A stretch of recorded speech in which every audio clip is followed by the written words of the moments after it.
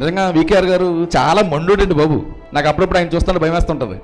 ఏ పనైనా తాహతకు తగ్గ పనులు చేయాలంటారు. వినాలా? ఈయన అలా కాదు, అప్పులున్న దేవుని పని చేద్దాం అంటాడు. మొండి, జగం మొండి. ఈయనతో మాట్లాడుతున్నప్పుడు, చాలా కాలంగా ఈయనతో మాట్లాడుతున్నప్పుడు నన్ను మార్చేశాడు.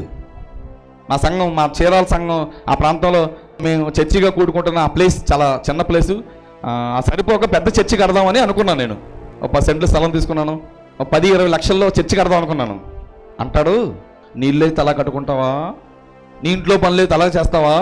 నా కాళ్ళు లేవు, లేకపోతే ప్రభు పని తక్కువ చేస్తావా, చిన్నగా చేస్తావా అని నన్ను రెచ్చగొట్టి 20 లక్షలతో అవ్వాల్సిన చర్చి 60 లక్షలకి ఇల్లు చేశాడు. అంటే ప్రభు పని ఎలా చేయాలని ఆయన ఆలోచన. ప్రభు పని ఉన్నతంగా చేయాలి. ఆయన మన కొరకు చూపించిన ఆ ప్రేమ చాలా ఉన్నతమైన తమ్ముడు. మనం చిన్న చిన్నగా చేస్తే ఎలా? హాస్పిటల్కి వెళ్ళినప్పుడు రాజీ పడతామా? పెళ్లి కాడ రాజీ పడతామా? ఇల్లు కాడ రాజీ పడతామా? ప్రభు పని దగ్గర ఎందుకు రాజీ పడాలి? ఎందుకు రాజీ పడాలి? అంటే ప్రభు పని ఉన్నతంగా చేయాలి. ఎందుకంటే ఆ రోజు పునరుద్ధానాన్ని నమ్మిన శిష్యులు పనిని ఉన్నతంగా చేశారు గనుకనే ఈరోజు మన దగ్గరకు వచ్చింది ఆ సువార్త. మనం నమ్మేము, ఈరోజు కుర్చీల్లో కూర్చో దేవుని వాక్యం వింటున్నాం. ఆ రోజు వాళ్ళు తెగించకపోతే ఈరోజు సువార్త మన దగ్గరకు రాదు. అరిమతి యేసోపు కోసం బైబిల్లో రాయబడిన పదం చెప్పిన ఆయన తెగించాడంట. తెగిస్తేనే కానీ కొన్ని పనులు కావు. ఎప్పుడైనా సరే ప్రభు పని తెగించి చేసామా? ఆయన నాతో మాట్లాడుతున్నప్పుడు ఆయనకి ఎవరో ఒక మేనత్త ఇప్పుడు పేరు చెబుతుంటాడు. ఆవిడ అంటూ ఉంటుందంట, లేకపోయినా పనులు చేస్తూ ఉంటాడు, ఎందుకు పద్దాక చేస్తూ ఉంటాడు అంటూ ఉంటుందంట.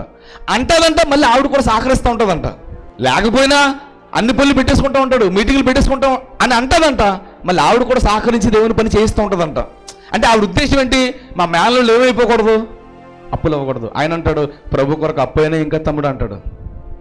అంటే పునరుద్ధానాన్ని నిజంగా నమ్మినవాడు తెగించి బ్రతుకుతాడు, ప్రభు కొరకు తెగించి కార్యక్రమాలు చేస్తాడు. పునరుద్ధానాన్ని నమ్మనివాడు ఏం చేస్తాడు? ప్రభు కొరకు ఏం చేయడు, ఏం చేయకపోగా భయపడుతుంటాడు.